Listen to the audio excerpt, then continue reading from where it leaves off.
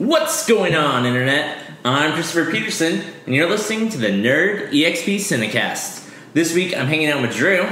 What's going on? And making his Cinecast debut, Eddie. I'm happy to be back. We're happy to have you back. Thanks. Some of us are. No Guillermo. Well, If this is your first time listening, Guillermo doesn't mean anything to you.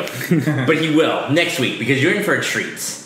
If you're coming back, thanks. We definitely appreciate it.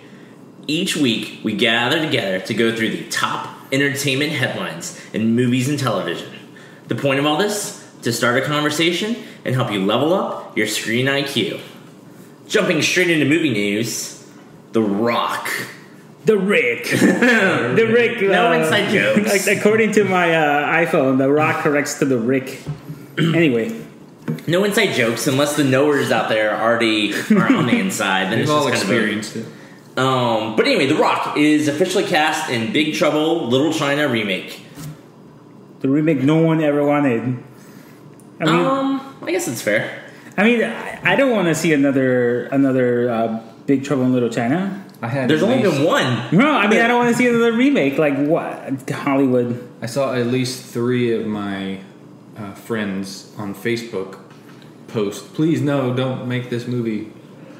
I do think that this movie is uniquely 80s. Yes. In that, very much. Yeah. if they remake it like the same feel and tone and shot for shot, I don't know if that'll work. Maybe if they just borrow the name and then remake the movie. Yeah. I say that, but everybody is freaking out over Mad Max and saying that it is classic 70s Road Warrior action. Yeah. So maybe people do want these little touch points of nostalgia from their previous days. Well, I just don't like to see The Rock in everything. Like, why can't The Rock say no to projects? He's becoming the next Channing Tatum, for Christ's sake. I mean, he's doing so much. He was in a movie with Channing Tatum. Yes. What movie? Oh, G.I. Joe. No. Oh, damn it. We're going to play Pass the Popcorn. But I really don't like him in everything. Why can't he say no to shit? Like, he's gonna be in the Black Adam. He's doing a show on HBO called Ballers. He recently did Fast and Furious. He's never gonna stop doing that.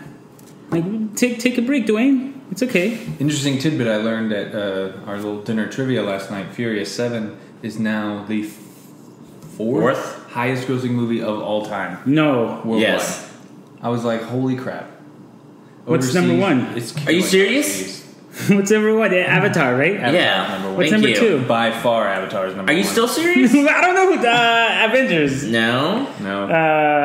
Titanic. Yes. What's number 3? Then Avengers. Okay. All right. Number 4, Fast and Furious, or Furious 7. Sorry. In Age of Ultron, is it number 5 yet, or is it still whatever? No, anyway, I don't think so. We're not Box Office Mojo. Go to Box Office Mojo. I know what for number all 5 is. I can tell you that. But number 6, What's number 5? Harry Potter and Deathly Hallows Part 2. Part 2. All right. But anyway, I was curious about this, and I just looked it up. The Rock is playing the main character. Oh yeah. I I was assume wondering if he was going to be the strange Asian That's racist, Drew. mystical thing. Why is that racist? He's not Asian. Okay. Or Pacific Islander might be considered Asian. I don't know. So yeah, he's playing Kurt Russell's character. He'll be driving the Pork Chop Express. What's that character's name? Damn it. Jack, not Jack Ryan. Anyway, Jack Burton. Jack Burton. Thank you. Who can be cast alongside? Who will be the girl? Who would be? I have no idea. I could name a million. I guess it could be anybody, so it doesn't really matter. Yeah. We don't speculate on our own wild speculations. What if he gets the chick from San Andreas to go with him? I don't know her name. Oh, Not his daughter. Carla Gugino? The older one. Carla. Not his daughter, yeah. Gugino, I think. She could do it. She was in Sin City. And a whole bunch Yes. of other movies. Everybody was in Sin City. Okay. Wasn't she in the one? She wasn't the one. The girl. one? With Jet Li. Maybe. Didn't watch it. Most people didn't. Speaking of non-news, Tron 3, which was never really officially announced, is now officially not in production. Where's Tron 2? Tron Legacy? Oh, I'm sorry. I'm not gonna lie. I thought the I'm same gonna thing. wait for too long. I thought the same thing when I first read that. I was like, oh, I didn't know they were playing a third one after this one, and then I was like, oh wait. Wah wah. I didn't put two and two together. So yeah, that was apparently a Disney spokesperson or executive something said in an interview they just had too much on their plate and they had to get rid of something, and they chose Tron 3. But they do another Pirates movie? They do another. The last Pirates movie made over $1 billion. So they're not going to not do that. Tron made what, 400 million?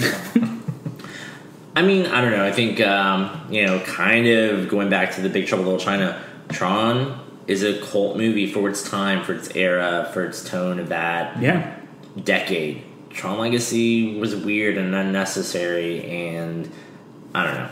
I love the soundtrack though. Daft Punk.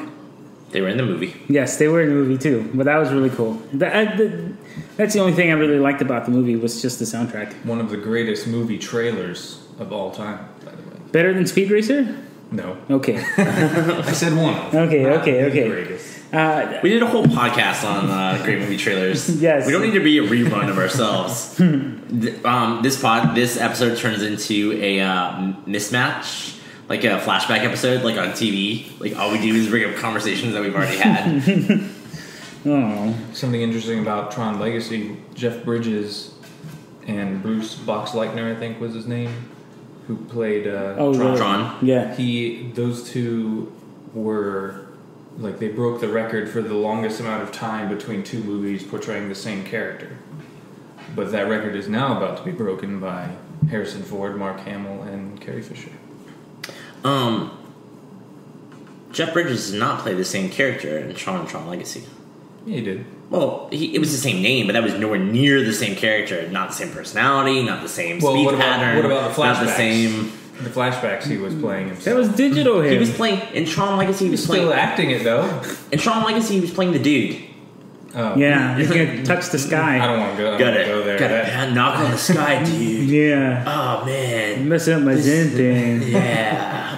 No, that's true, and that kind of ruined the movie, unfortunately, for me. I want to go off on a little tangent when it comes to 80s movies. Like, are we okay with having these movies, all these movies remade? Yes. Like, last week you guys talked about Fuller House, right?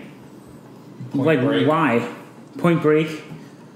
Are they going to redo Jaws now? 90s, I believe, but whatever. They're going to redo Jaws? Like, I don't understand why Hollywood's dipping in again in these 80s movies. A Spielberg movie. Has it never been done? No. He's made a remake himself, but I don't think his movies have ever been remade. What was his remake? Tintin? War of the Worlds. Oh, Not necessarily a remake, but a readaptation. Yes. Not original? No, it wasn't original. To answer your question, Edgar, Yes. I'm going to go against the grain. Yes. And I don't know why, but I'm kind of tired of hearing this diatribe of like, oh, there's no new ideas. We keep recycling. That's what's right. the point? There's never been any new ideas. Artists have always stolen from each other and redid songs and tones and Hollywood's always remade the same movies and the same stories. Yeah, you're right. So I don't know. The fact that we are seeing a Big Trouble in Little China remake or Fuller House or X-Files is coming back. These are just names of properties that get fans in seats, so they have a base install population for viewership. ROI. But it's still up to them to make a good movie and tell an original story. So, I mean, like, if they just... Sometimes they do. And sometimes they don't. So, I don't know. Like, if they need this as a starting point, if this is the state of Hollywood, then that's fine. That's the state of Hollywood. And it's that way because of us. It's that way because of fans. Because I care about the Teenage Mutant Ninja Turtles. I mean, you saw that movie in theaters. I know. I like that movie. So... And plus, like, RoboCop got remade. Like, Terminator is still a franchise, even though that came out in, like, the 80s. Like, you have, like, the little, like, Big Trouble in Little China. Like, it's plain to us. Hollywood cares about us, the generation, whatever we are. What are we, generation... We're millennials. Z? Millennials? Like, they care about us. Hot Topic. We're old millennials, but we're still millennials. Yeah, I mean, Hot Topic, like, I go into Hot Topic sometimes, and I'm like, oh, this is so cool. This is like an old shirt of stuff that I like. like the Teenage Mutant Ninja Turtle stuff. Like that's still retro. Like it. Yeah, or a Superman shirt. or a Superman shirt. Yeah, like I guess we're the generation that never grows up. We're the Peter Pan generation. Like we still care about this stuff. While I'm sure, like Chris's dad, Drew's dad, my dad, they didn't give a shit about pop culture when they were like, because they were adults. Like our parents, I feel they grew up a lot faster than we are. That's just my tangent. Is that like my dad wasn't thinking about pop culture when he was raising me. I guess it's different. It's an interesting point. No, I mean you're absolutely right. I mean like we're friends and we're in our 30s. Like when I was growing up, my parents, whatever. Almost. Anyway, we're in our late 20s. Yeah. I mean, my parents had me young.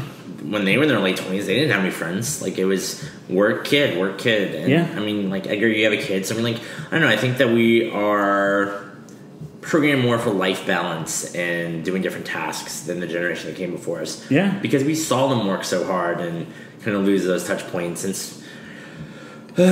really off tangent, and there's also more social media, there's more connection points, and it's easier to maintain friends or build new relationships, Record podcasts. I mean, there's somebody out there, who searched this and found this podcast, and I've never heard of them before, but they're listening to my voice. Yeah. And maybe they'll write in. Please write in at nerdyxp@gmail.com. And we'll start a conversation, and maybe we'll start talking, and we'll become great friends. Yeah. I don't know, the world's smaller than ever before. You're right. And Some guy that's why we watch movies. Together a playlist. Yeah. It's and then like Pokemon won the best music, the best soundtrack, right? It was a hack. Like in our Sweet 16. It won the bracket. So what Edgar's referring to, we did a March Movie Madness that took through April and May. It was suggested that it finished early, but it didn't. It started in March. It started in March, which I guess is the original premise. And in the end, Pokemon theme song won. Yes. We all assumed that Star Wars was going to sweep, as we got closer. But, they're even making a Nintendo theme park for us. They're catering for us. Like, Pokemon I know is still around. But, they're making it, they care about us, I guess. They care about our money. Thanks, Hollywood. They know us. Yeah, they know us. They are us. Yeah. No, they are us. You're right. Too. But it's funny because, I have a friend who's a little bit older. He's, in his early 40s. And I was talking to him, and I was just like, every Family Guy joke and pop culture reference and, meme on the internet, I get it. It's stuff I watch. It's stuff I listen to. It's stuff that I, cared about. Or even if I didn't watch it, I still know about it. And he was kind of like, yeah, that's what TV was like for me when I was your age. Oh, we're part of the cog. But there's a point when we'll be the ones on our way out, and there'll be weird... What's on TV nowadays? I don't know. Fairly Odd Parents? Adventure Time and Ben 10 references, and we'll be like, what? Wow. So right now we're in our prime. I just took the red pill in the Matrix. Your daughter's going to think you're square. No. You're not going to get it. Whoa. Yeah. Anyway, we just dissected Hollywood in this Cinecast podcast. Boom. We're part of the machine, Drew. Welcome to the machine. Drew knows that. I'm trying to get out of it. Oh, yeah. He wants to go hang out with the penguins. All right. Anyway. Speaking of Fantastic Beasts. Drew. Good try. Apparently there was... we had mentioned this before, but thinking it was official, maybe, I don't know. But now it is official. Eddie Redmayne is... Newt Scamander. Not sure if I'm pronouncing that right. Oh my god, Harry Potter fans just turned this podcast off, Drew. They're like, fuck this guy, I can't even see it. Where to find them. I don't know how to say it either, I'm sorry. So, I guess that'll be quick. I'm excited. I loved him in the movie he won the Oscar for. Oh yeah? I also enjoyed... Theory of Everything. Theory of Everything? I also enjoyed him in the movie that he was in. I guess. Good job, Harry Potter making more money. He's definitely got a nerdy look to him, and from the illustrations I've seen of Newt, he's very nerdy looking. It's funny how he's coming out of nowhere. Like, he won the Oscar, and now he's on, like, that rocket. Winning an Oscar does that. Yeah. Well, except for Halle Berry. Sorry, Halle. Aww. Going back to your autocorrect, also, when I was typing in Fantastic Beasts, it came up Fantastic Breasts. So it made me laugh out loud. And I was so like, you say breasts a lot in your autocorrect. Yeah, Drew doesn't even have an iPhone, so he has no one to blame except himself on that one. My phone brings up words too. Come on, words that you use a lot. It's not true. It's because I swipe. You swipe. Maybe he eats a lot of chicken breast. Mm-hmm. Hey, do you want some chicken breast tonight? I don't know. It's a good idea for an adult-themed Harry Potter spin-off. Oh my god! Oh, where's Guillermo? So that. Yeah. I feel his rambling spirit channeled very much. That, I guess. Double confirmation. Star Wars news. Andy Serkis is playing a motion capture character. No. I know. Supreme Leader Snoke. Has to be a bad guy, right? There's no way in the world that Supreme Leader is a good guy. Or even neutral. Even the photo they released of him, I mean, the way he's sitting, it looks like some evil bastard in a throne, Wait, this was in the... Was this in the... Vanity Fair? No. But it was shot by the same photographer. Oh, because I got the Vanity Fair magazine. Yeah, apparently she's got more photos, and maybe they'll be releasing them, sporadically from here to December. Or I don't know if this was just one leftover that they held on to for some reason. But hopefully, and it's only been a month? I mean, when this photo was released, it was less than a month from the Vanity Fair release. So... Could we be getting something every month? Like just a little something? From here to December? That would be nice. I guess if they're this size, I'd be okay with this. But, I almost want to, I don't know. No movie's ever going to do this, so I don't know why I get on the soapbox. But, can we just stop? We got 2 teaser trailers. We got a lot of images. There's a lot of hype. Just, sending people out on media tours and talking about stuff. But we know nothing. Very little. We know very little about the movie. That's true. We've inferred a crap ton now. And I don't want to see Luke Skywalker. What people are inferring. I don't want to hear it. Don't spoil Luke Skywalker for me. Well, he's a bad guy, so they're not going to spoil that. He's going to be in the next trailer, the full trailer. No, I don't want to see him at all. I don't want to see Luke Skywalker at all. I want him. You already have. He's the guy with the. No, that's Kylo Ren. No, they're pulling your chain. They're pulling a con on you. Oh, they're not. No, Chris is pulling a con. I don't want to see. It's funny because he could spell either way. I don't want to see Luke Skywalker in any trailer. I want that to be. Well, I know we see his hand, or I don't know if that's him. Touching R2-D2. There's still teaser. I guess and I read this somewhere that if Andy Serkis's character really doesn't resemble him, looks completely different, he could still be in the movie as himself, which he's done in other films. Dual role. Yeah, pulling a Ben Affleck. All right. So for in non-CD, and people and everyone was speculating whether or not he would be because they've already released photos of another motion capture character, major character. So what, Lupita Longo? Yep. I hope he's coaching her because he's the best. I'm sure he's coaching everybody. That's true. He coached good old Mark Ruffalo for his Hulk performance. Oh, really? Nice. So, all right. Who wants to take the Jurassic World story? I'll take it. So who put it on the agenda? Let me record. Not me. I didn't put it on the agenda. I put it there. Well, I'll take it because I've seen a lot of Jurassic World paraphernalia around. I was recently at Target, and do you know what the Jurassic World story is? It's not about toys. Well, I mean, I saw what the Indominus Rex looks like. We all did. Oh, it's in the second trailer. It's screaming at a bunch of pterodactyls. You get a full shot of it. Oh, really? Yeah. Oh, well, I missed it. It's not quite a still shot, but it's full. Well, I missed it, but he is not going to be in the director's helm for if there's a sequel to Jurassic World. Who isn't? Colin Trevorrow. I'm sorry. The director of The dinosaur director. Yes, Indominus Rex is not going to make it. Let's place our bets now. No, Colin Trevorrow said he's not going to do it. But that's all I know. Drew, do you have any more?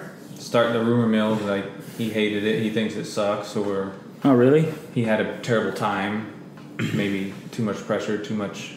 Well, I mean, he is a very Differences. indie filmmaker. Maybe the pressure was too much for him. Maybe he can't handle it. What stuck out to me is that in his quote to where he said he wouldn't return as a director, he mentioned Star Wars.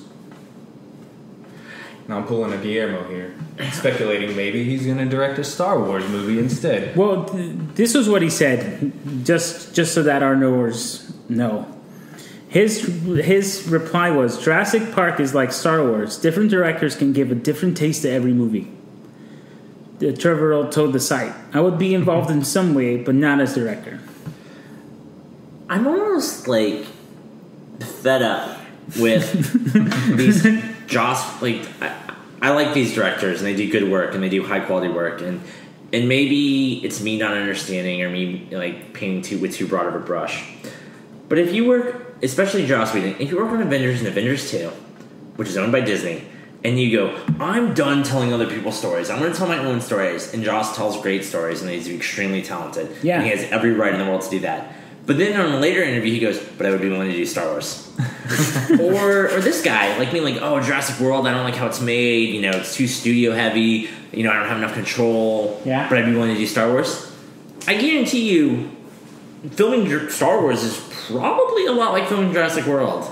And sure as hell, filming Avengers 2 is going to be a hell of a lot like filming Star Wars. Like, those are very... It's the same house. It's going to be very controlled. It's just weird. And J.J. Abrams himself is not returning, so... I know. I mean, you know, and he left Star Trek 3, which, for better or worse, I mean, I don't know. But the thing about Joss not doing Jurassic World 2... Not Joss. Sorry. Colin. My fault completely. Colin Farrell. No. That one was on purpose. Colin not doing Jurassic World 2, which we all know is going to be made and announced. I'm almost okay with that because, and I know I did my whole like sequels are still great and blah blah blah and we shouldn't like pain them, but a lot of the sequels kind of do better with fresh blood. That these directors do get burnt out and they do tell too many stories, or there are too many demands on the turnaround time or whatever, or they kind of maybe use all their great ideas in that first one. So I don't know. I think that maybe having a rotating Look at Thor and Captain America. Thor They're 2, sequels. right? Thor 2 was the worst, and then I Captain disagree with America was arguably the best Marvel movie. I think Thor 2 was better than Thor. And different director. Yeah. Between the two, So, I mean, Iron Man 2, I mean, Jon Favreau was just completely burnt out in that process and didn't want to return. So, I mean, like, I don't know. Maybe if they gave him a break to breathe and do another project, he would have come back for Iron Man 3 or Thor 2 or, whatever, and he still would be tied in that universe. Yeah, these directors are like in the farm system now. Like, they have to produce. Like, it's like... They laid a golden egg, and then now we're like, hey, get us another golden egg right now. Like, I mean, J.J. Abrams, from the Vanity Fair article that I read, J.J. Abrams, like, he was on vacation. And then Kathleen Kennedy gave him a call, and he's like, yep, I got to go. Screw you, family. It's like, why can't we give these people a break? Like, is it that much that in demand? Like, we got to have a Star Wars movie every year. We got to have an Avengers movie. Like every 2 years, but in the middle, like all these sequels of Marvel, like I'm okay with giving these guys a break. Like I don't need to have new stuff every single year. I'd rather them take their time. Like Quentin Tarantino. Quentin Tarantino takes a sweet ass time making movies, and I mean they're better for it. I feel. I mean, can you imagine a Quentin Tarantino movie every year? Well, I know. Kill Bill's a little bit different. But wasn't that filmed continuously? Yeah, I wasn't Oh, okay. that up. But yeah, I mean, like Martin Scorsese isn't pressured to come out with movies every year. They don't make $1 billion, but I just feel like they need more time. Give them a break. Yeah, That's definitely true to history. All right, kind of retracting a story we told previously. Asa Butterfield is not cast as Spider-Man Yet. We never said officially anyway. We never said it was official, but we were, quoting people saying it's pretty much done deal, blah, blah, blah. But it turns out that's not true. So he and 5 other actors are in Atlanta, which, if you're in the know, you'll remember is where Captain America Civil War is filming. So there's probably not a huge coincidence there. Nope. In IMAX cameras. Yeah. Boom, piecing it all together. The other actors are Tom Holland, Judah Lewis, Matthew Lentz, Charlie Plummer, and Charlie Rowe. Who? Yeah, I mean, a lot of these people. I don't want to go through their IMDb for all of them. You might recognize them in specific roles. Butterfield is definitely the most known of this grouping. But why? Maybe I missed something. But why are they casting them? Why are they casting Peter Parker so young? I mean, Peter Parker was an adult when he got bit, right? They want to do a high school Spider-Man. But these people are in high school. But they look it. They're probably old enough. These people look like 12 years old. They look really young, but I think they could be high school. One of them looks like he's freaking Well, 7 I mean, years I old, believe that but- Tobey Maguire was a high schooler, so I don't know anything. Yeah. My pick is Tom Holland. I think he's the best out of the group, judging from one movie I've seen him in. What movie? Sorry. The Tsunami movie. The Impossible. Thank you. Okay. I think it's pretty cool that they're testing the Spider-Man in Atlanta. If they're testing them in Atlanta, do you think they're testing them next to Chris Evans and Robert Downey Jr. and I hope so. seeing how they play and interact? It's if they true. can I mean, it'd be riff weird with putting them. a high schooler with them. So you definitely want to see what that's like. Yeah. That's a smart move. I didn't look at it that way. All right, I just wanted to touch people based on that and make sure that we're not leading anybody astray. Yes. Moving on to TV news, there's going to be a Mega Man TV show. This isn't the first time they've done this. There was a Mega Man TV show previously, but Capcom is looking to license and get this out for the 30th anniversary in 2017. It's going to be 26 episodes. Animated. Yeah, animated. Sorry. Animated. It's pretty much all we know right now, but I don't know. I mean, this could be good. I feel like, and maybe this is just how everybody feels, going back to the generational thing, I feel like there were a lot of cartoons that were written well and told cohesive stories and could be watched by adults when we were coming up. Yeah. And there still are every now and then, but they're not as much anymore. Disney specifically, Spectacular Spider-Man was a great show. Marvel's Avengers was a good show, and it showed a lot of promise. But then they came out with they canceled both those when they bought it. They got Ultimate Spider-Man and Avengers Assemble, and they're much more kiddie and spastic and Family Guy style cutaways, and I'll go to watch Adventure Time, and it's just all over the place. Yeah. And it's just crazy image. There's no longer stories. So I don't know. I hope Mega Man will be good, but I'm also kind of worried that I'll, not worried, but I just won't watch it if it is a weird, 15-minute combination. Seizure-inducing, flashing screen all the time. 90s was the best time for cartoons. I agree. But was it? Or was it because we were kids in the 90s? So that way, empirically, it is... You could pick some from the 80s that would fit the description, but I'm thinking if you go back to stuff like the Flintstones and the Jetsons, these are cartoons that are more like sitcoms. Sure. They have laugh tracks and stuff, and then nowadays you got the crazy spastic ones like you're saying. I think the later 80s, early 90s cartoons told cohesive stories and were straightforward. I agree with Chris. That's because we were kids back then. I know, But that doesn't mean they were good. It's hard to separate from that, but trying to look at it, separating from that. I mean, I think it's right. I want to say you're right, and I want to put a lot of pressure on Bruce Timm. Yes. He was the executive producer of Batman, which is excellent. Superman, Justice League. I mean, you know, that DC animated universe was very tight and controlled, and it had a lot of great content. And they did that extremely well. Yes. So, I mean, that's, like, when I think of great cartoons, I do, like, immediately jump out to that. Spider-Man had a pretty good animated Same series. studio that did Batman and all of those did Animaniacs, Tiny Toons. That's true. The Steven Spielberg presents Pinky and the Brain. X-Men animated series was excellent. People remember it fondly. Yeah.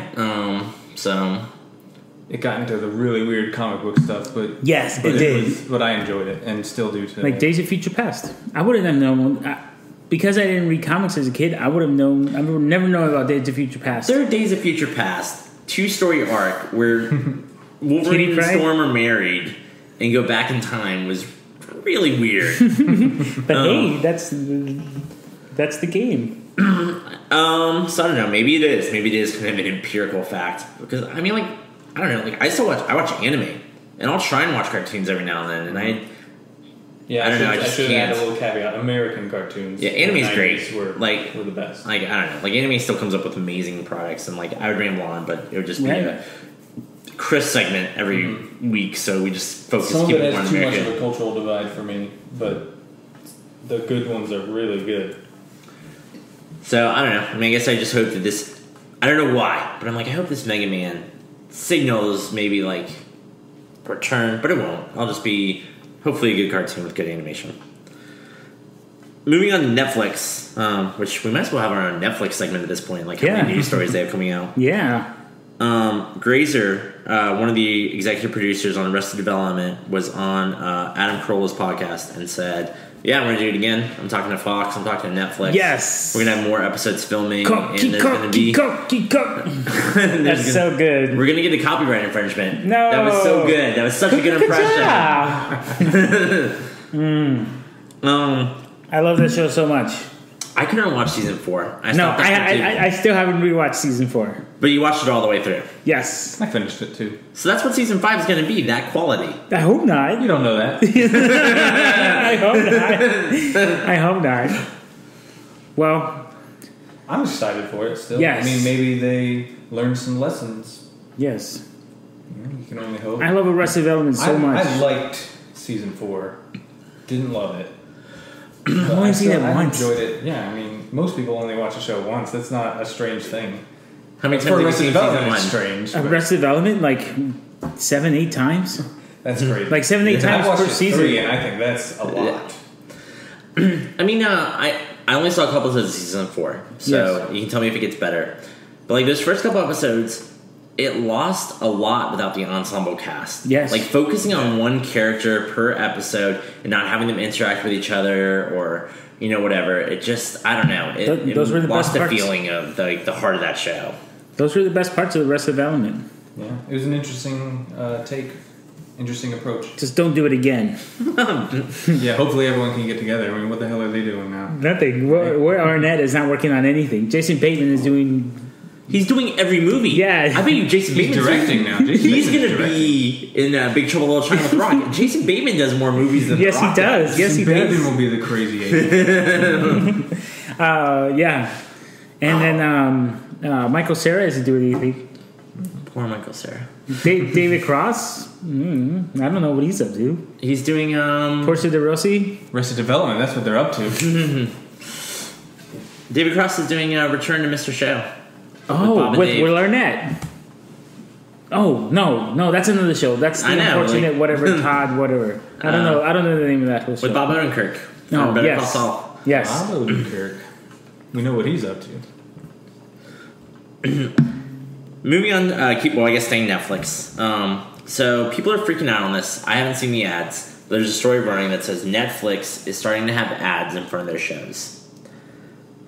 I think that it's a very catchy headline, which gets people to click on it, myself included.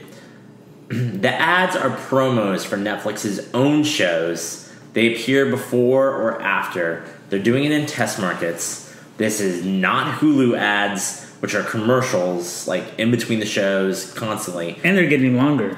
And there are more commercials. HBO goes, Hulu's getting fucking ridiculous. Yes, they are.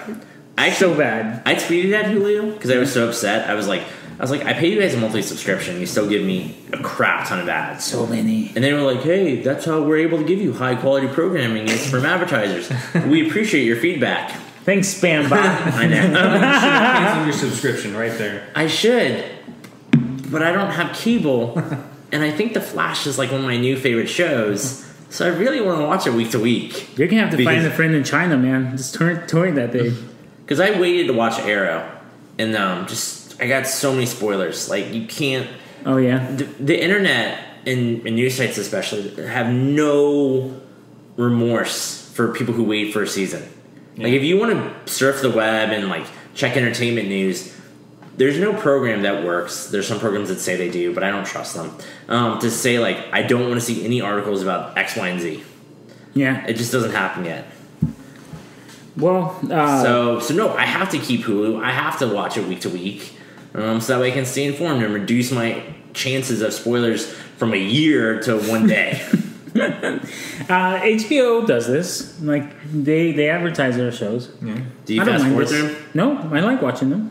Yeah, they're really short. They're really short. Yeah, Ballers, another fucking rock thing. That other one, the Afghanistan, no. Yeah, Jack Black. No, Pakistan one. That one's the one that kind of annoys me because I'm like, I don't care about you, Jack Black. Go away. I want to watch Game of Thrones. But I don't mind it. Like, as long as Netflix delivers the same quality of HBO, I don't care. This situation is not ideal. I wish Netflix would not do advertisements. But this is not worth being upset over. Yeah. Yeah, no, definitely not upset about it. I'm 100% okay with it. Last story, Edgar put on the agenda. Yes, I did. For whatever reason.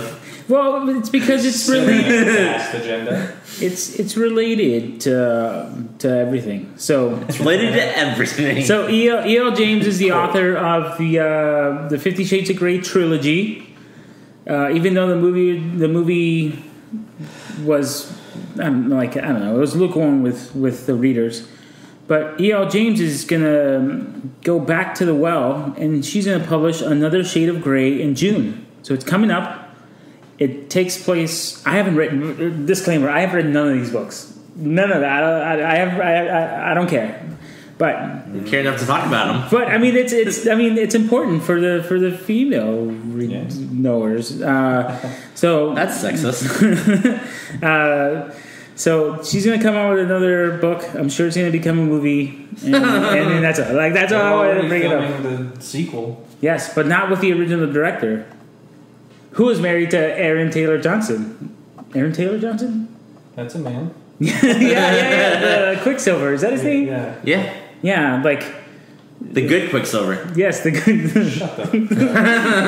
Well, did they ever call him Quicksilver? And neither one. Neither one? No. I think you're right, actually.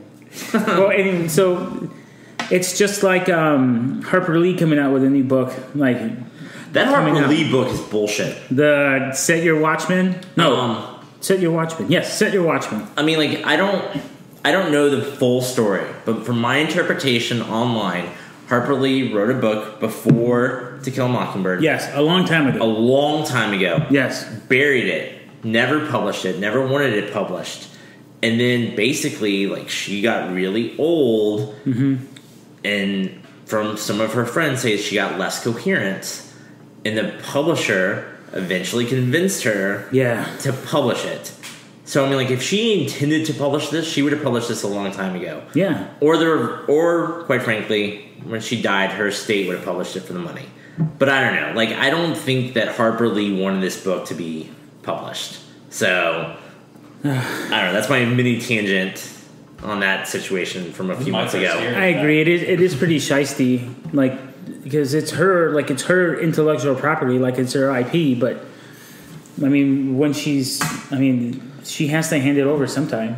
I mean, when Michael Jackson died, like the Michael Jackson estate was released all of his music that he'd never released just to make money. Well, Michael Jackson deserves it after he bought the rights to the Beatles. You're right. But this is another thing of money wins. Money always wins. Like money is the root of all evil. Right. So yeah, that ends at E.L. James' little tidbit. So yeah, she's writing a new book. It's coming out. It's in the perspective of Christian Grey. So it shows the inside of his twisted BDSM mind. So not to quiz you too much on this. Yes. Is this the exact same story Really? from the? I don't know. I don't know if it's gonna line up with the original one. But it is, yeah. I don't know if they'll Just make from a movie. different narrator. Like that seems. I don't know if a book's ever been published that was like a Back to the Future, narrator B, but the same events. Like Back to the Future Part 2 kind of thing, when Marty sees Marty and a dancer into the sea. But some comics did that. Sounds like a very comic book thing to do. I bet you some comics have done that. I agree with you. All right, next segment. What have we been watching? Drew? Am I first? Yes, you're first. I've got nothing to add to last week, unfortunately. I have continued watching Silicon Valley. Yes, Silicon Valley is so good. I agree. It is so good. Like, it is, like, I've actually been looking forward to watching these episodes now.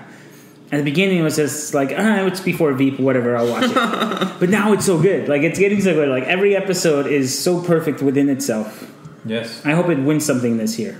Sorry, I know this was your topic. So No, that's fine. I agree wholly. Did you watch it? Did you watch last night's? I have not seen this most recent episode. The only thing I watched this past week was the episode before. It's so good. Where they go to the guys who supposedly stole their In frame. Those yeah. fuckers. Is it funnier than the pilot? Because I've only seen the pilot. Yeah, like once you get to know the characters, it just makes sense. To me, I thought everyone's raving that this season is way better. To me, I thought they're pretty on par. Like, I really you guys enjoyed talked the about first this one. last week. But yeah, I really enjoyed the first one. I didn't mean to be redundant so far. And we're four guys talking about movies. Our whole existence is redundant. Well, I feel like this season is better because we got to know them in season 1, and this is just a continue. Like it's not like someone's brother shows up or someone gets hit in the head and loses a memory. Like it's none of that shit. Like it's just there's no Poochie. No, it's just one linear thing of it happening. Guilfoyle continues to be my favorite. Oh, Guilfoyle is the best, and then Dinesh. Dinesh is also very good. Those two together. And then Ehrlich is very good as well. You're just listing the whole cast. It sounds like everyone in it is so good. Yeah. T.J. Miller is so good in Silicon Valley. Like he's Ehrlich. Yeah. Oh, okay, you know that. Okay, I'm sorry. No, he's Tough Nut. From How to Train Your Dragon. In my heart, he'll always be Tough Nut. He's also someone in Big Hero 6. He does the exact same voice. Yeah. Oh, he was in Cloudy with a Chance of Meatballs too. He was a big baby. No, he wasn't. Yes, he was. I don't that think was so. Andy Samberg. No. I don't know. It was Andy Samberg. What have you been watching, Eddie? Well, I know that I've been gone. I've been gone for 2 weeks. What have you been watching last week? No. No. We don't need a month's recap of what you've been watching. Silicon Valley. I want to talk about Mad Men because Mad Men. No spoilers. Mad Men ended on a high note. I feel a lot of people didn't like the finale, but I love the finale. It was an hour and 16 minutes. I didn't know. How long is it normally? An hour. Well, it's AMC, so it's about 52 minutes. Yeah, 52 minutes. Breaking Bad style. So listen, Mad Men is one of the series that always caught me by surprise. Always caught me by surprise because 1, there are no set photos of Mad Men. 2, there are no nothing leaked. So this is one of my purest experiences when it came to TV because, well, Breaking Bad, I guess, as well.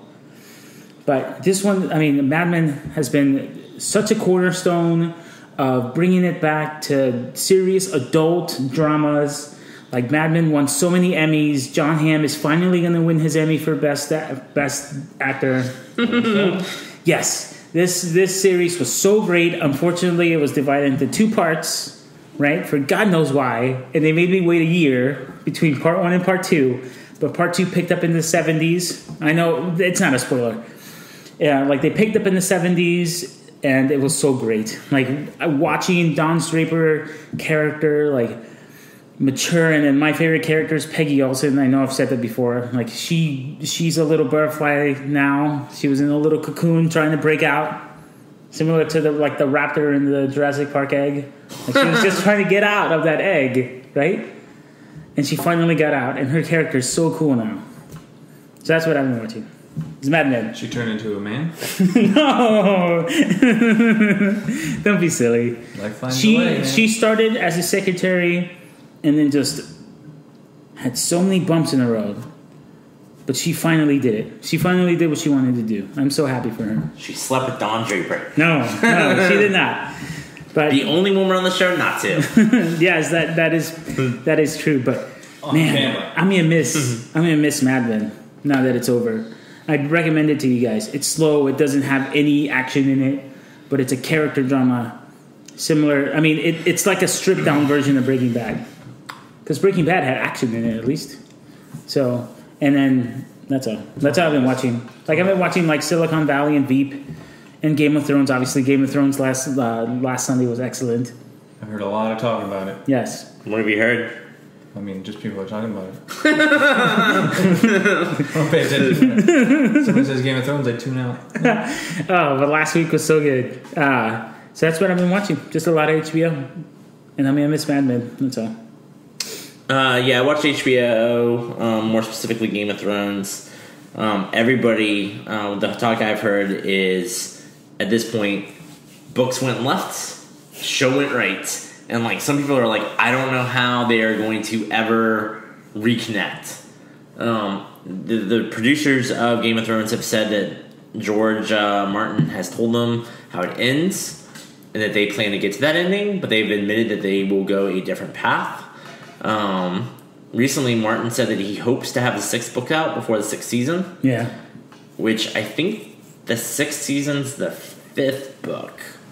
I'm not sure. I know the last one is the Feast of Crows. I think that they're on now, and then because season 3 and 4 was book 3. Now I think they're back to doing a book a season. So, I'm not sure. I'm not sure about the continuity part. I guess it doesn't matter anymore. Like the more it diverges, like you won't be able to mentally point. If they're off the map. Yeah. I like Game of Thrones. I do want to say it's lost something. I don't know what exactly, but it just feels... And maybe this is just fatigue on my part, and I know I always kind of talk about that. And I don't know, that first season is really good. Yeah. But I quickly realized that first season is almost a prologue to set up events. So, that's why stuff happens so quickly in the first season, because you got to move these characters to where you want them. Yeah. And then, except for a couple characters... They've all kind of sort of been in the exact same place since season 2 to now. So, I don't know. It's just... And there's less and less people to root for. Yeah. Last episode specifically, I don't remember the title, but it was episode 8. There's only 2 more left. There's only 2 more left. Everybody freaked out about how much action was in it. Yes. I almost got bored. I know it sounds weird, but Game of Thrones trains me with its 5-minute, 10-minute segments. So that way when they stay on a character for half an hour, I'm kind of like, man, we've been with this guy for a while. What's everybody else up to? Yeah. And you're worried they're not going to be able to fit much more into this episode. That's true. I don't watch Game of Thrones, but I feel that way about other shows I watch. So that's about it. I'm trying to stay spoiler free. I've also been watching John Oliver. Yeah. He's hilarious. Yes. If you're in the time vortex, if we actually get this episode published when we should, which we better, Guillermo. He was freaking out last week about FIFA. Yes. And saying that he will do all sorts of crazy things if we could get the president of FIFA removed. Did you watch it? I saw. And he got removed. I watched that. Yes. The president of FIFA. So I am so looking forward to John's reaction this coming Sunday. Absolutely. Drink the Bud Light. He's If gonna drink a the Bud Bud Light, Light. if he will, if he's a man of his word, if he'll wear the shoes, eat the Technically, food. he said the companies have to be the cause. I know. He gave himself an out. But yeah, I think he'll still do at least one of those things. Just for fan service. I thought it was crazy about the Nazi or about the Hitler images in Thailand. I didn't know that stuff existed, but that's crazy. Did you watch the full episode? No, just the FIFA clip. That was crazy, man. I saw it. Like all the Nazi stuff in Thailand. I'm like, what the fuck? We'll start a John Oliver podcast.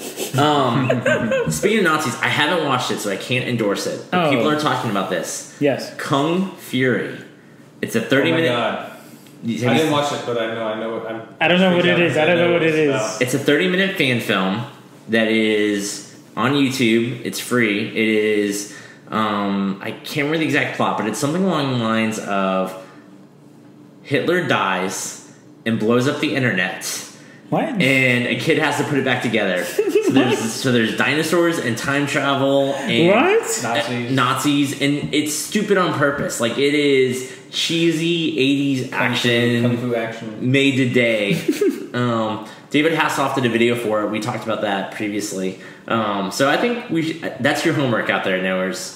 To watch that episode of Kung Fury. It's only half an hour. And then watch the entirety of Mad Men. And then watch the entirety of Californication. Up to season 3. I couldn't get behind Mad Men. And I know that's not me damning it. It was well put together. It was well shot. I just couldn't watch a show about a bunch of characters that I all thought were assholes. They are all assholes. Always Sunny in Philadelphia. It's like one of my favorite shows. So it's different in comedies. Yeah, I mean, not that they're comparable at all. Like Seinfeld, everybody's kind of a dick. Yeah. But it's okay because it's funny and it's like, and it's satirical and they make jokes. But in a drama, it's just kind of uncomfortable for me. And it is weird and like, I don't know. Don Draper goes off the deep end like a couple seasons ago, and I'm like, what are they going to do now? They have others and others and smoke monsters. Oh, What's smoke Don monsters.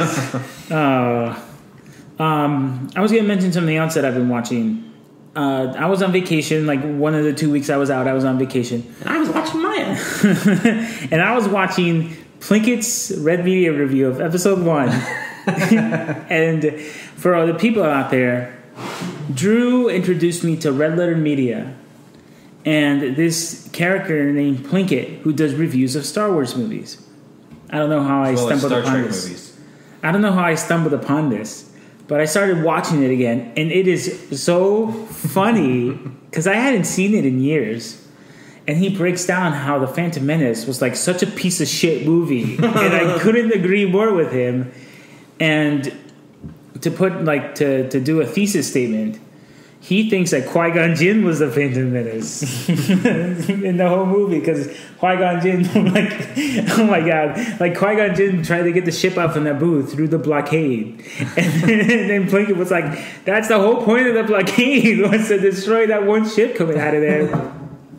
And then he tries to explain the whole treaty situation with Queen Amidala, and I'm like, oh my god, it's so good. Anyway, he's always drinking gin. He's always drinking gin. That's right. Qui-Gon Jinn. So, if you guys have about an hour to burn, it's 90 minutes. 90 minutes.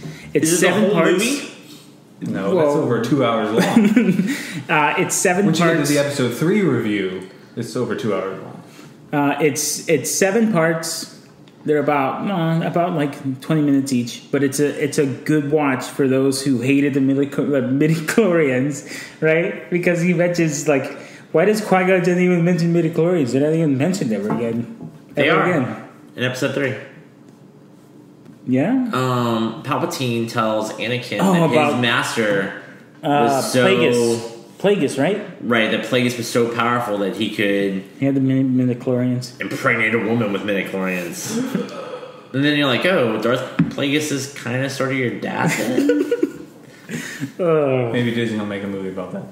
I doubt it. The analogy. Hey, it's canon.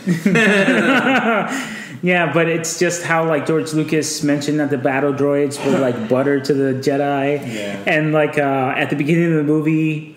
how there were no characters for us to root for. It's a very well put review. He does go off on weird tangents, very weird tangents, but it's a good watch. So that's what I'm watching as well. I still follow Red Letter Media weekly. I love them. So. All right.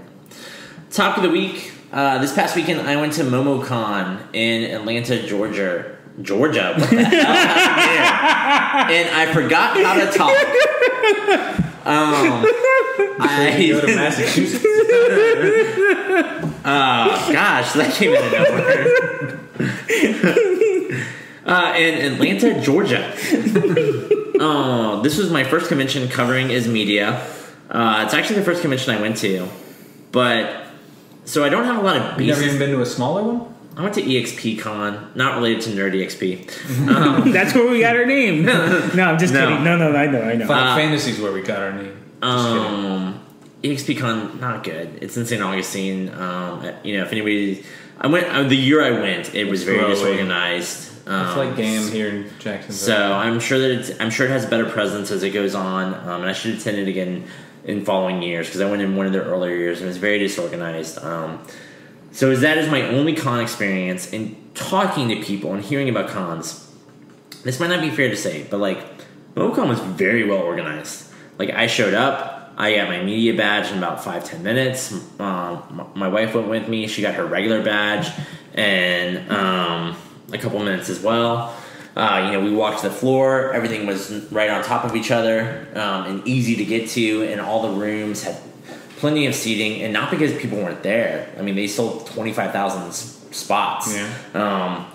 And they had, conventions were panels at the convention were well timed. They had people moderating them. A lot of them went on Twitch. So if you're interested, you can check out search MomoCon on Twitch, and you'll see their channels, and you can see almost every panel that they had.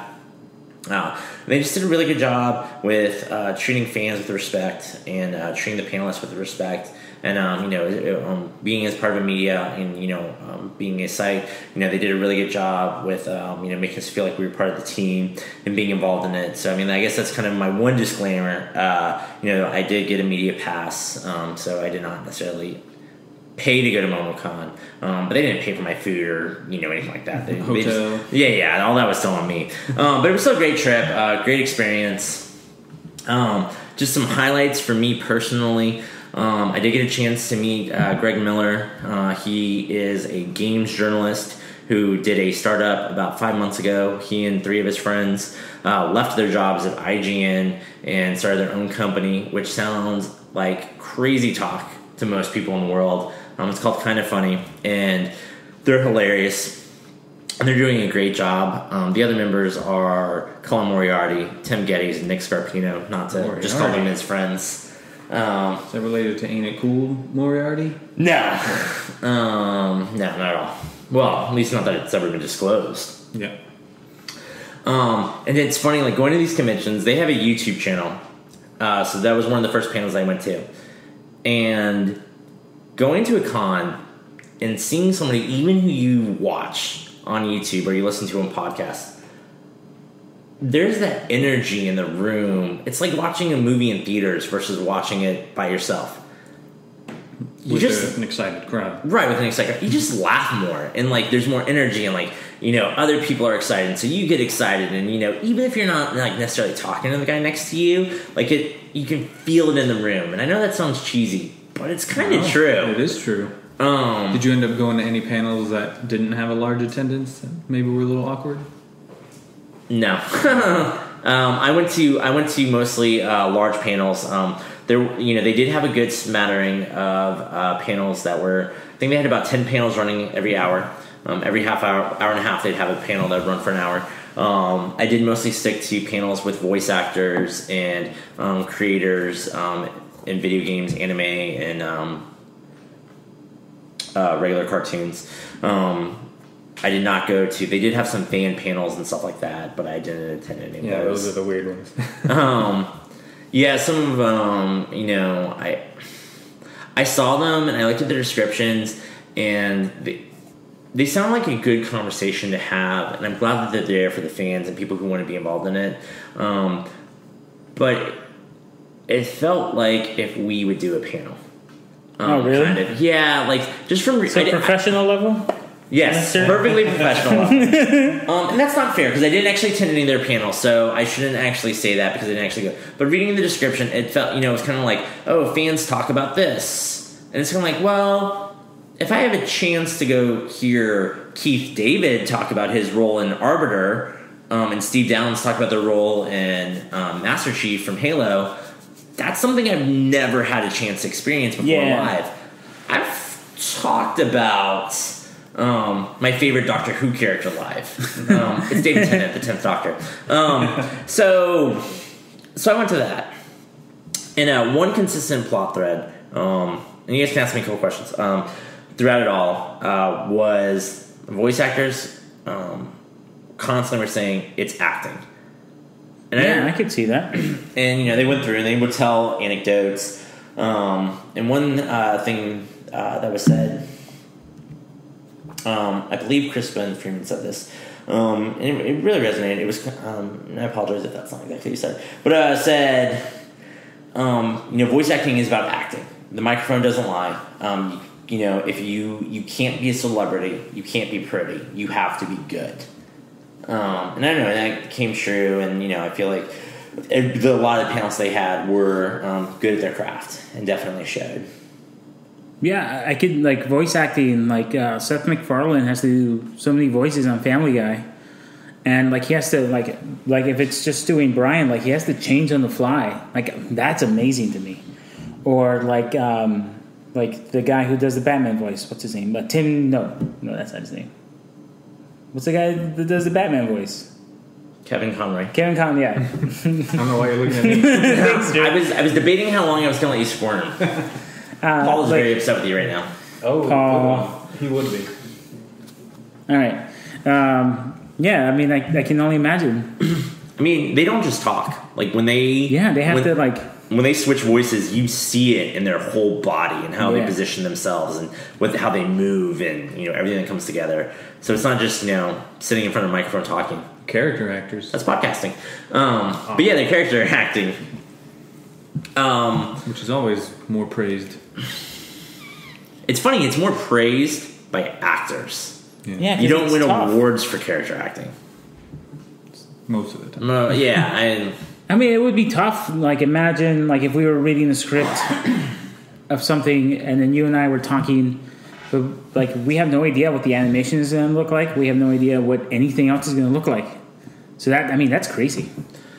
Steve Downes said he's the voice of Master Chief. Cool. Somebody asked him if they knew it was going to be big, and he was like, no. He was like, I didn't even see the game.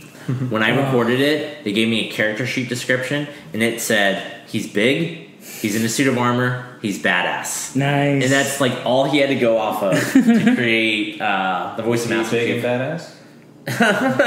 I wouldn't want to meet him in a dark alley. Okay. Yeah, that's... I really respect voice actors because it's difficult.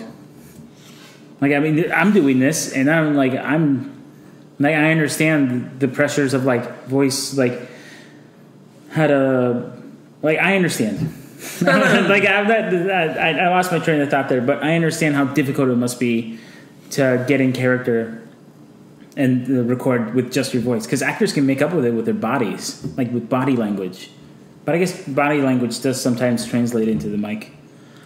It's funny. I feel like we can understand it and appreciate it on paper, but we actually have no idea. Yeah. It's like building a house. Yeah, I think building a house is really hard work. I've never actually done it. So I'd imagine that voice acting is very similar. I'm it's really hard work. I really appreciate it, but I don't know. Right. And watching these guys, and they were all really good at their craft. There's Sarah Ann Williams was there. The other guys who I called out, Ann Miller. The voice of Sailor Jupiter. So Sakari will be excited for that. Just a lot of good, talented people, and they were just really friendly. And one thing that really surprised me was when they opened that floor for the Q&A. Just how much that these actors remember from their roles. Wow. I couldn't even tell you what the topic of the week was 6 episodes ago. And these guys would have fans coming up to the mic and being like, hey, in this character that you played that was 13 episodes, episode 8 what was your favorite moment? Whoa. And they would know the answer. No way. Or they would, like, if they didn't know exactly the answer, they would still, like, talk about the show. Yeah. And maybe drop the voice in, which would make the crowd go crazy. You know, and they would be able to pull a story or an anecdote, and they would be able to answer it without just basically going, I don't know. I don't remember. That was 15 jobs ago. So, I mean, and, you know, when you open that floor up for the Q&A, it becomes an improv class. Because, I mean, you don't know what your fans are going to ask. Well, unless you're Kevin Smith and you just answer one question for 3 hours. That's true. Those are facts. MomoCon had a good dealer room, a lot of great artwork that was available from both professionals and local artists. This isn't the game cast, but I might talk about it next week. They did have an indie game section. Oh, cool. You know, local developers and people who they applied. I think they said they had 135 people apply. They whittled it down to 20. The games they had were all playable, if not purchasable. Right now, they were most of them were like in a form of beta or Kickstarter. You know, I have the panels that I attended are available on nerdexp.com. Check it out. MomoCon is a tag up there right now, so you can see all the MomoCon coverage. Definitely encourage you that if you're in the area, it was a great convention. It was a great experience. Go if you can make it. And just check it out and, you know, let us know your convention experiences. What's your favorite con? You know, what do you kind of want to see, and why do you go to conventions? I've never been to a convention. Never. Like, I've never been to any of them. I mean, I don't think you ever will. No? Well, I mean, you know, when Comic-Con is all digital, I guess I'll go. I thought this, I would say this was a good one. And they did have panels on video games and other stuff. But it was primarily anime focused, which I know is not your biggest influence. Yeah, so... What did you think of the experience outside of the panels? Being there, the atmosphere. I mean, it was good. Everybody was really friendly. Saturday was the most crowded day, and even then, like, you could still walk around. The vendors were a little crowded, but, you know, nobody was like pushing or shoving or getting in the way. Even on Saturday, I took a lot of pictures of cosplayers. You know, I'd stop and be like, "Hey," one of the best parts, just people watching you. And then they're great, and like everybody's always friendly, and I always like stop, take a picture, and they would stand there, and you know, I mean, these people are like people who dress up. Like, it's funny because some of them, you know, you can tell they're a little shy, but I mean, like when you ask to take a picture, like they put their heart into it. Like they don't just stand there and go like, "Hey, you know, take a picture of me." Like they'll do a character pose, or they'll strut, or like they'll. I mean, they're there to be seen, and you know, they're willing to work with you. It was in the Georgia World Conference Center for people who know Atlanta. So it was on multi-floors, so it was easy to walk around and move. There was the CNN towers were 2 feet away, so you could walk there and go to a food court. So like that's cool. So you weren't like they didn't steal your money when you needed to like lunch and dinner. There was no like food vendor for like, oh, you want a burger? That's $30. Like so, like you could still that's good. Eat affordably and pick up stuff.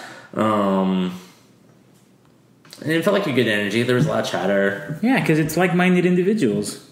You know, like it's us doing this podcast. I dig that. I dig that vibe. It's like going to a Jaguars game. Like you're all there for the same reason, and that's cool.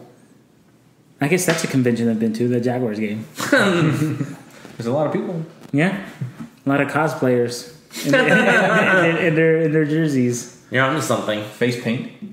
Ooh. Mm-hmm. Body paint sometimes. Darth Vader costumes often. Yes, if you're in Oakland. Anyway.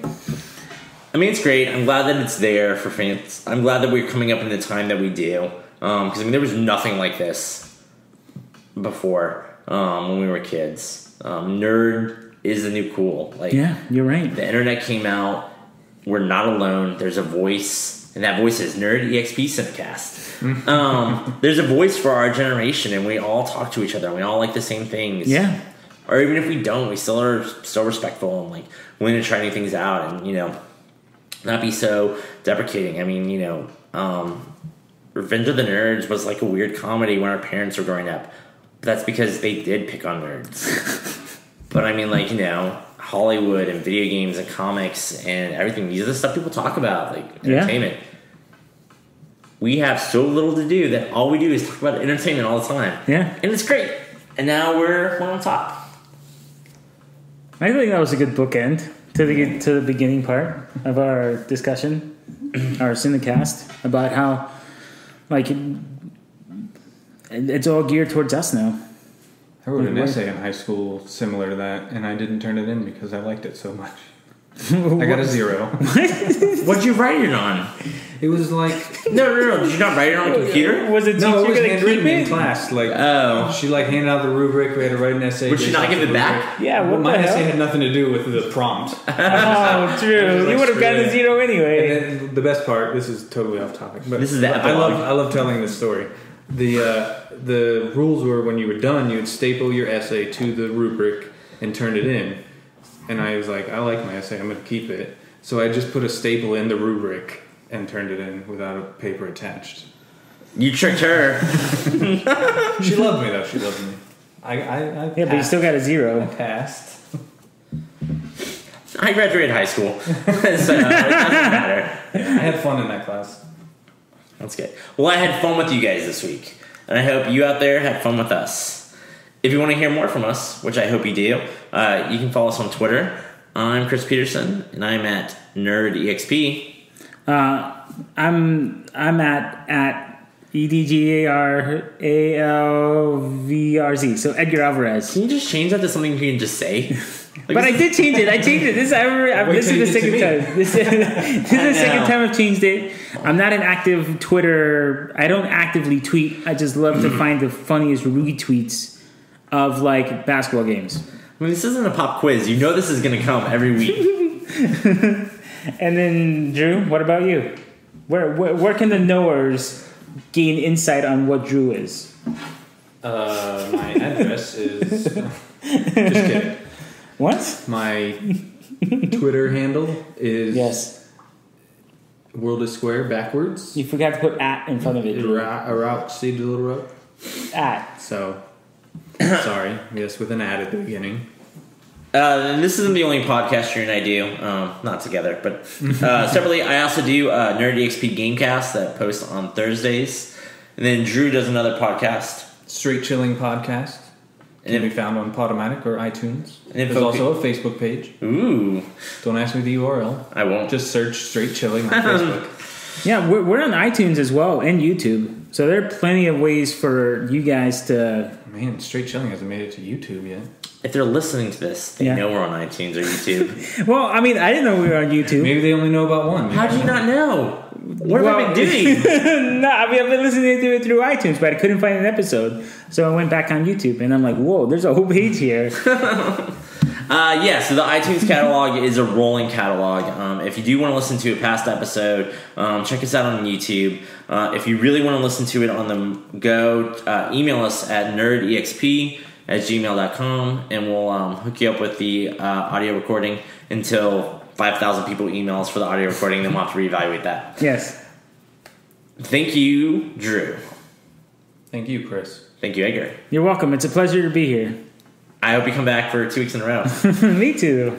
No more vacations. All right, no more vacations. Foot is down. And thank you out there for listening. I hoped that you enjoyed this week's episode and that we were able to help you with your movie IQ. Level up, knowers.